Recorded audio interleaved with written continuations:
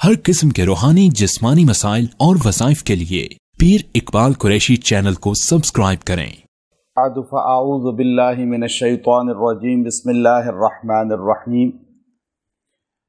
बहुत से हमारे अहबाब इस बात पे नाला होते हैं कि वज़ाइफ कर करके उसका खातिर खा नतीजा नहीं निकलता, बल्कि बहुत से लोग जितने ज़्यादा वज़ाइफ करते हैं उनकी परेशानी उतनी ही बढ़ना शुरू हो जाती है और उतना ही ज़्यादा तकलीफ़ के अंदर, मुसीबत के अंदर मुब्तला होना शुरू हो जाते हैं। अब ये इश्काल अक्सर पाया जाता है, ख़वातीन और मर्द ये बाज़ औक़ात बयान करते हैं, ज़िक्र करते हैं किसी के साथ, बाज़ औक़ात बोलते नहीं लेकिन दिल के अंदर सोचते हैं। उसकी वजह यह है, ईमान की वजह से ये जुमला नहीं ज़बान पे लाते कि हमने कुरान इतने दिन पढ़ा, हमने फ़लाँ सूरह बकरा को इतने दिन पढ़ा, हमने फ़लाँ वजीफ़ा इतने दिन किया, लेकिन हमें उसका नतीजा नहीं निकला, बल्कि परेशानी और ज़्यादा बढ़ना शुरू हो गई और तकलीफ़ और ज़्यादा हो गई। अब ये अक्सर लोग जो है इस चीज़ को महसूस करते हैं। आप कभी गौर करें इस बात पे तो इंसान को ये बात पता चलती है, ये चीज़ होती है कि आप ये देखें कि जब भी आप कोई वजीफ़ा पढ़ते हैं, जब भी आप जो है कोई भी आयत करीमा पढ़ते हैं, जब भी आप जो है कोई कुरान पाक की सूरा पढ़ते हैं, तो इंसान के मसले तो हल होने चाहिए। सहाबा इकराम रिज़वानुल्लाह अलैहिम अजमईन जो है उनकी ज़िंदगी हमारे लिए असल में नमूना है। हम जब सहाबा की ज़िंदगी से हट जाते हैं और फिर हम बाद वालों की ज़िंदगी को इख्तियार करने की कोशिश करते हैं तो फिर हम तकालीफ और मसाइब में मुब्तला होते हैं। औलिया अल्लाह की ज़िंदगी उनकी ज़ात के लिए है। जैसे पूरी रात चिल्ला कशी की किसी अल्लाह के वली ने पूरी रात जो है पानी के अंदर खड़े होकर इबादत की। किसी अल्लाह के वली ने जो है वो 10 साल तक जो है रात को सोए नहीं, तहज्जुद की नमाज और फजर की नमाज, इशा की नमाज एक वज़ू से पढ़ी। तो अब ये हमारे लिए नमूना नहीं है, हमें इसके करने का हुक्म नहीं है। हमारे लिए सहाबा की ज़िंदगी नमूना है।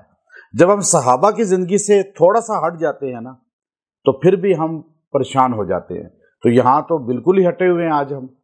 अब आप देखिए, अल्लाह जो हमारा रब्बुल आलमीन है, उस अल्लाह ने हमारे लिए 24 घंटे में जो इबादत के औकात रखे हैं, जो फ़र्ज़ किए हैं, वो कितनी नमाजें हैं? 5।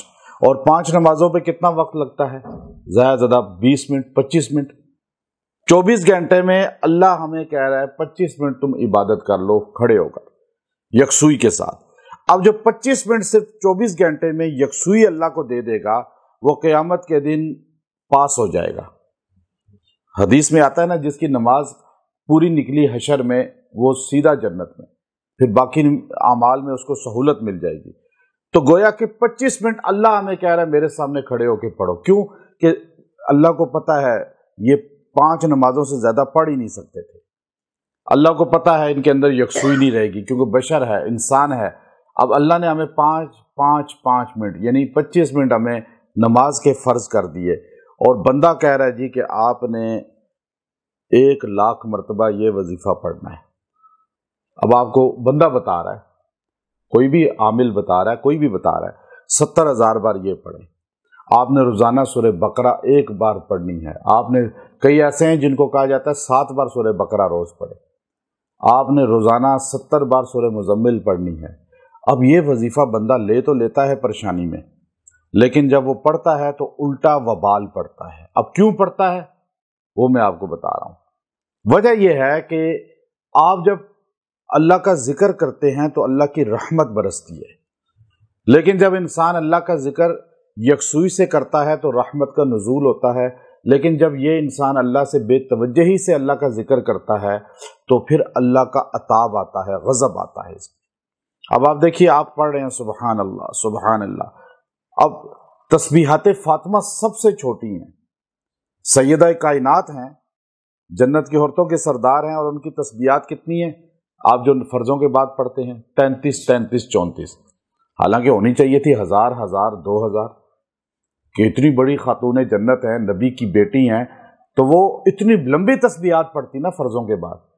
उम्मत को बताया कि सहाबा का यह मामूल नहीं था कि बोझ ज्यादा पढ़ें तो जन्नत में जाएंगे, بلکہ صحابہ کا طریقہ یہ تھا، بخاری شریف کے اندر ہے کہ عباس رضی اللہ تعالیٰ عنہ فرماتے ہیں میں ترتیل کے ساتھ سورہ فاتحہ پڑھوں اور بغیر ترتیل کے سورہ بقرہ پڑھ دوں، مجھے فاتحہ زیادہ محبوب ہے۔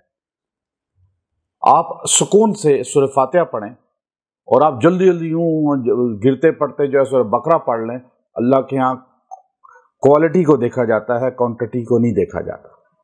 اب یہاں ہمارے ہاں کیا ہے، بس تعداد زیادہ ہونی چاہیے۔ میں نے اتنے وظیفے پڑھے ہیں، کیا بھئی پڑھے ہیں تم نے؟ جی میں نے 70,000 بار ابھی جو ہے یہ کلمہ پڑھا ہے، 1.25 یہ پڑھا ہے۔ وہ اپنی بتا رہے ہوتے ہیں کہ میں نے اتنی تعداد پڑھ لی، ابھی تک مسئلہ حل نہیں ہوا۔ تو تم نے اللہ کی طرف توجہ کتنی کی؟ اب دیکھیں جب آپ ذکر کر رہے ہیں، ابھی آپ کو میں کہوں کہ آپ میرا وظیفے مختصر ہوتے ہیں، میں جتنے وظیفے دیتا ہوں بہت بڑی تعداد نہیں ہوتی، کیوں کہ ہمیں پتہ ہے یہی وبال پڑتا ہے لوگوں پہ لمبے وظیفوں کا۔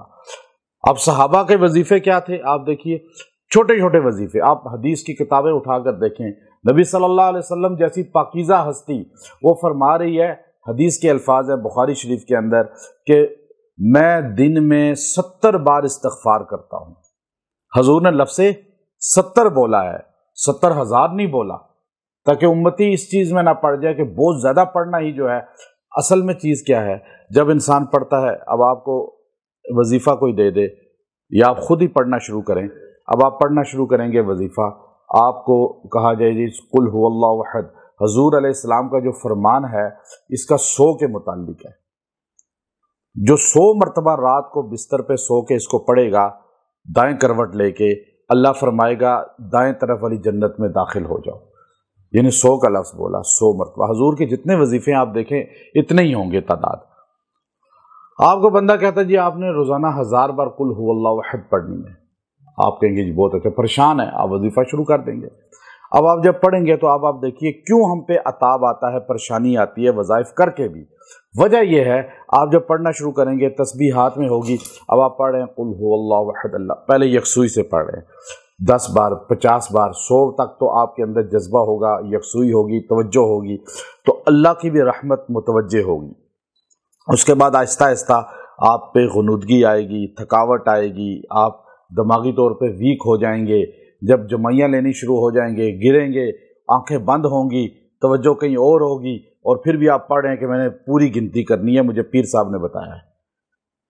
اب آپ نے کس کی ماننی شروع؟ عامل کی مان لی، پیر صاحب کی مان لی، لیکن آپ کی توجہ اللہ کی طرف ہے ہی نہیں۔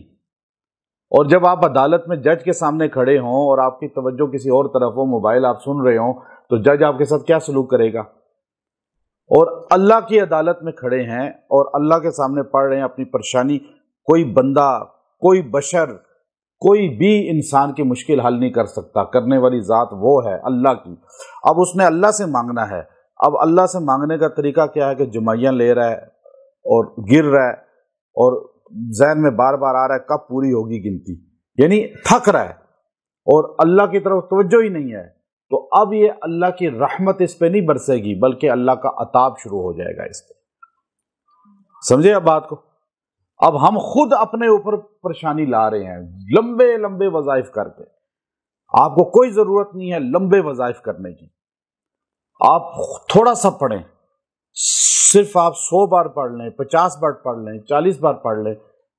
اگر آپ کو گنتی کوئی بتاتا ہے جی کہ یہ اتنی تعداد میں پڑھیں، آپ اس کو تھوڑا پڑھ لیں، لیکن تھوڑا پڑھیں گے، یکسوئی سے پڑھیں گے، بعد میں دعا کریں گے اللہ سے، اس وظیفے کی تاثیر ملے گی، دعا قبول ہوگی۔